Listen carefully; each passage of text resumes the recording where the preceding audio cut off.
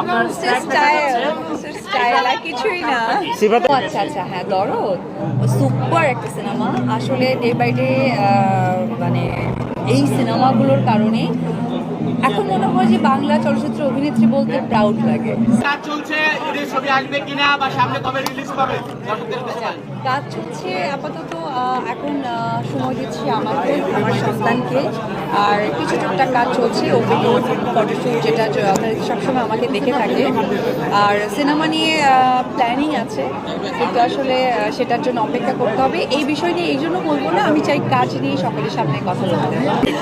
আপনার স্টাইল আর কিছুই না। আসলে আমরা যেহেতু অভিনেত্রী, তো আমাদের কাছ থেকেই মানুষ কি বলে স্টাইলটা শেখে। তো এটা একটা স্টাইলের পার্ট বলতে পারে, নাথিং এলস। ম্যাচ করা, হ্যাঁ এক্স্যাক্টলি। আচ্ছা আচ্ছা, হ্যাঁ দরদ সুপার একটা সিনেমা আসলে ডে বাই ডে।